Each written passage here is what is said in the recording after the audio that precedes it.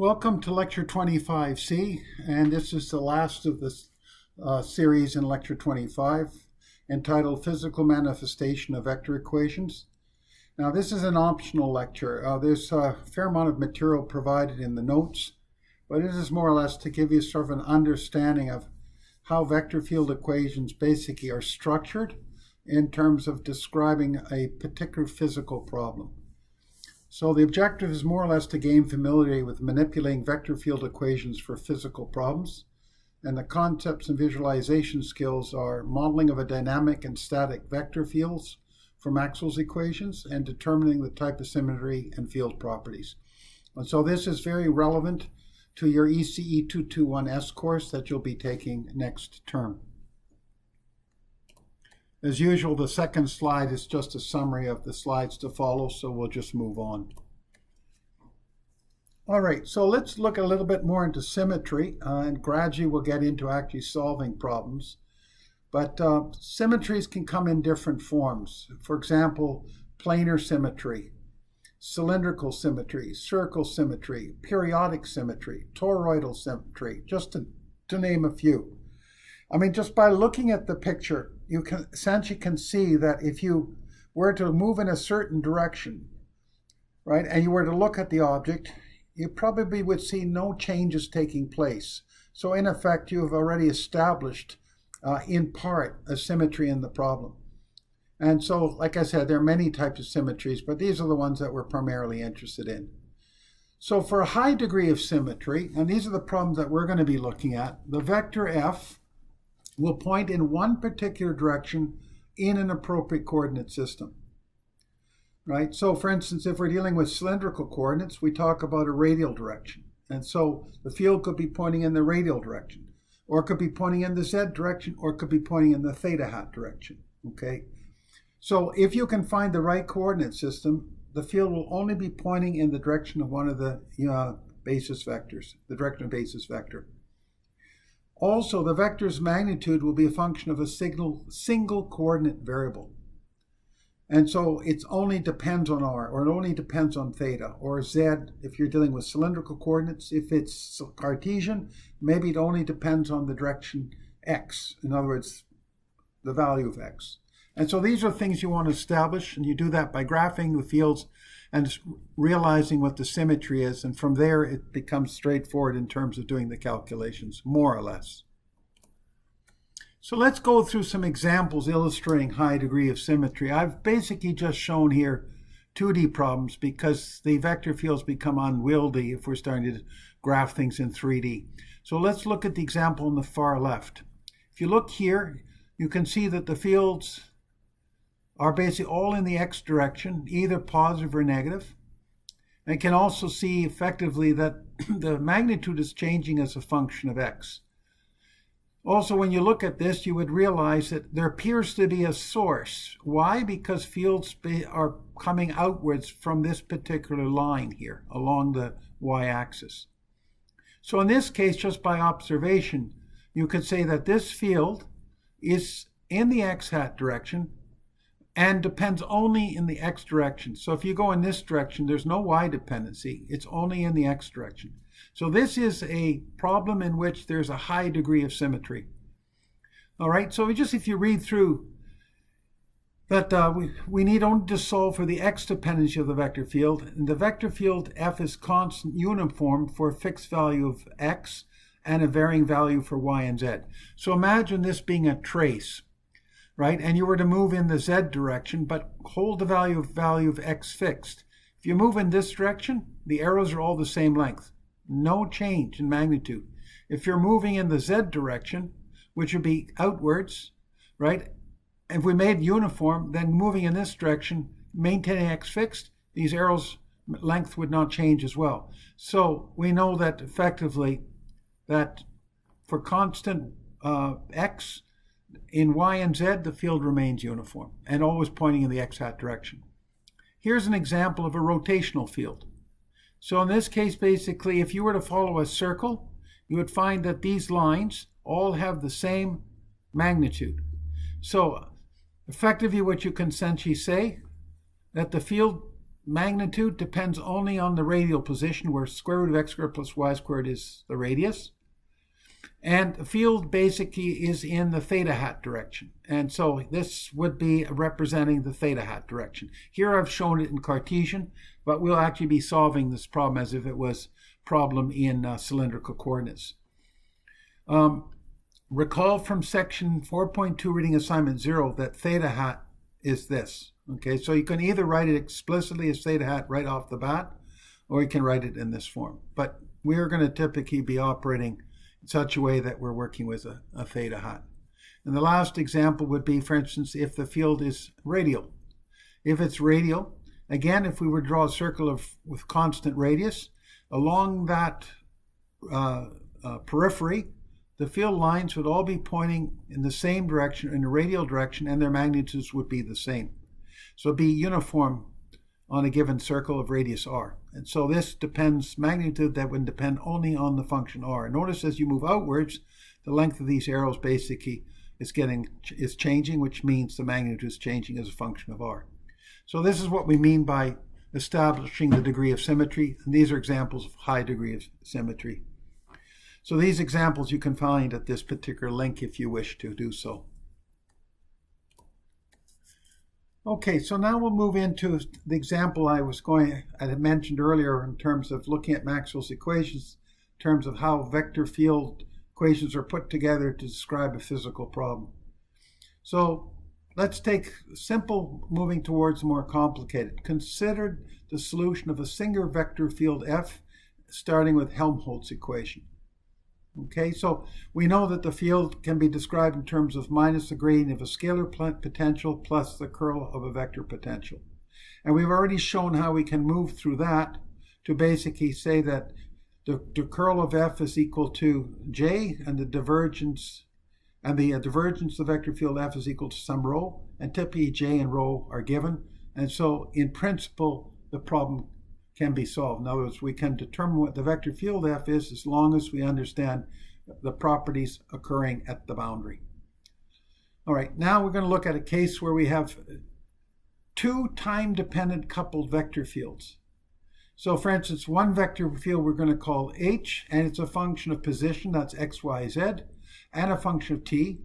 And another vector field D, we'll call it, x, y, z, and also function t. And the example is coming. I'm just telling you this is just another possibility.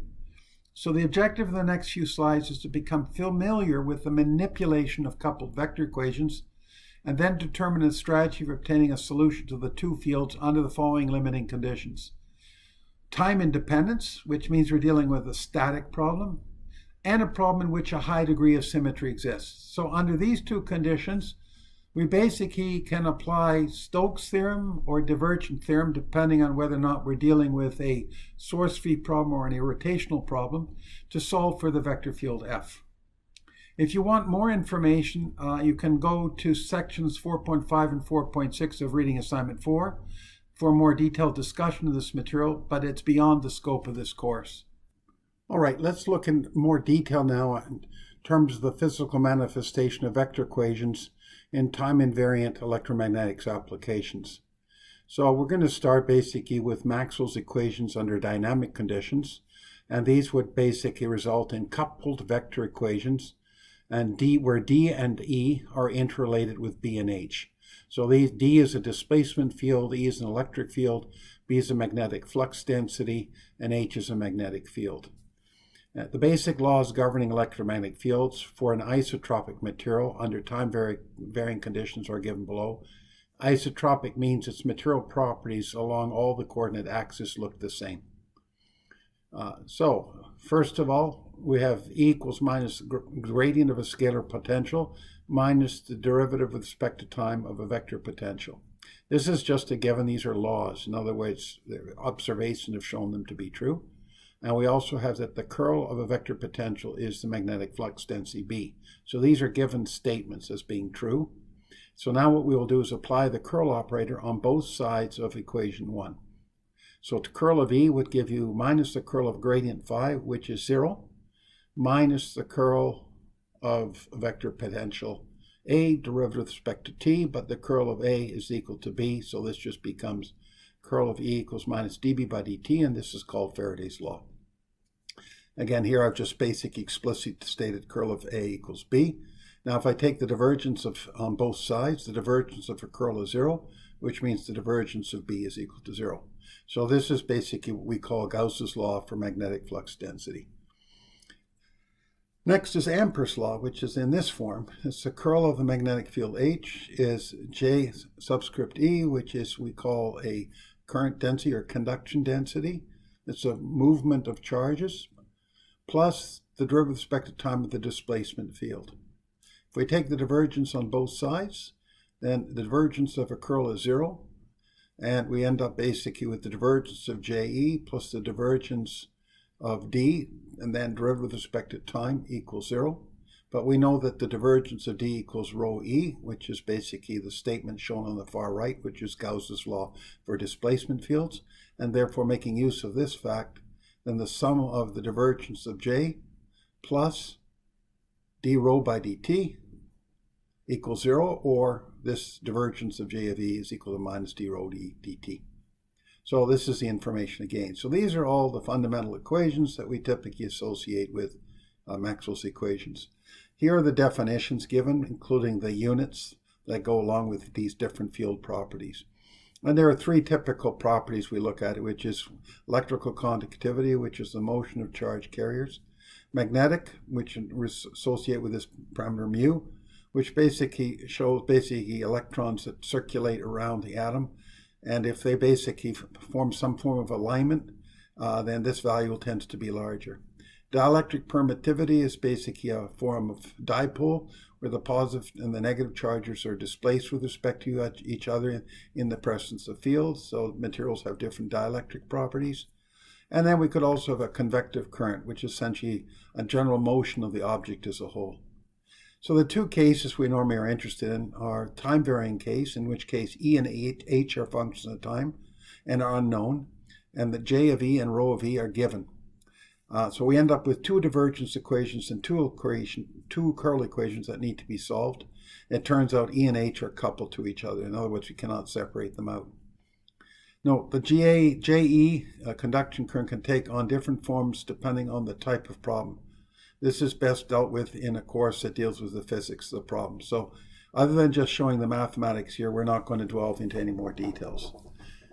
The other is the static case, which is the one we're more interested in this course, and that is when E and H are independent of time and are known, but JE and rho E, both independent of time, are given explicitly. The result of that is that you get two divergence equations and two curl equations that need to be solved, and it turns out in this case E and H are decoupled.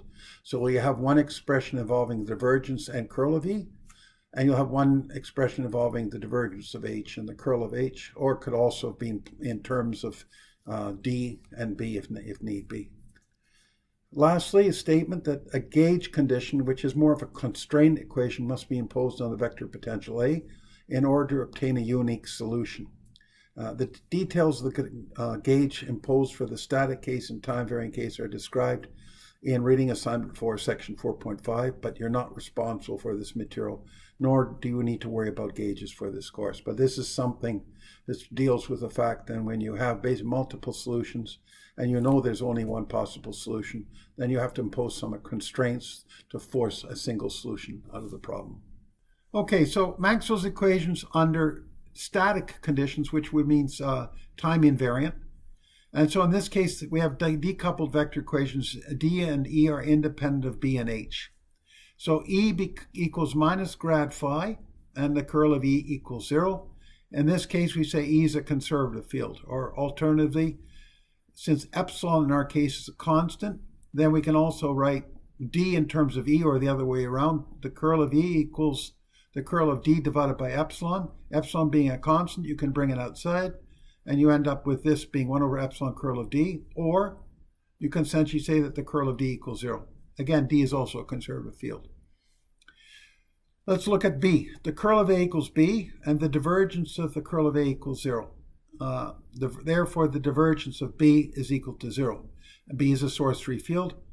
Or alternatively, since mu in our case is a constant, then the divergence of mu h being B, You can bring mu out because it's a constant, is equal to mu divergence h, and thus the divergence of b, right, basically can also be written as the divergence of h being 0. So h is a source-free field.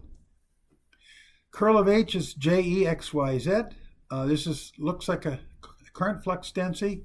Mu in our case is a constant, therefore the curl of b over mu, where b of mu is equivalent to h, is 1 over mu curl of b. 1 of mu can come outside because it's a constant. And thus curl of b equals mu j of e. Divergence of j will be equal to 0 since d rho e dt equals 0. Divergence of d equals rho e. Epsilon in our case is a constant, therefore divergence of epsilon electric field, this e epsilon is d. E can come outside, so that's epsilon divergence e, and thus the divergence of e is 1 over epsilon rho naught e x, y, z. So this is sort of a manipulations you can do under specific conditions. Here we're dealing with a static case, which means no time dependency. Okay, so we're now nearing the end, and this is basically finally the types of equations we're going to work with. So the final vector equation set, these are decoupled vector equations under static conditions or time invariant. We'll have divergence of d equals rho e x, y, z, and the curl of d equals 0. So that's a conservative field. Or, if you want to write everything in terms of e, then the divergence of e is 1 over epsilon rho e, and the curl of e equals 0. Okay, so two different ways of writing it, given that d and e are related to each other. For h, we would have divergence of h equals 0, so it's a source-free field, alternative, and the curl of h is j e x, y, z. Alternative, you want to express everything in terms of b, then the divergence of b equals 0, and the curl of b would be mu j e. Also, divergence of j equals 0. So essentially we'd have two source-free fields, b and je. So the generic vector equation set, here we go. We will use one generic field to represent d or e and h or b in the equations above. It'll be understood what f is in any particular context. For a conservative field f, we have equations divergence of f equals rho x, y, z, curl of f equals 0, where rho of x, y, z is either rho of e x, y, z or 1 over epsilon rho naught e x, y, z, depending on what we're interpreting f to be. For a source-free field f, we have the equations divergence f equals 0, curl of f equals j, where j is either j of e or mu j of e, depending on which field we're referring to. So this is a sort of a nice way of compressing everything down into something quite simple. And so we're either going to be handling this class of problems under high degree of symmetry, or be handling this problem under high degree of symmetry. So that concludes lecture 25C, and as I stated, this is not mandatory. This is just to give you a little bit of additional information to see how vector fields, mathematics, and physical problems are interrelated. Thank you for listening.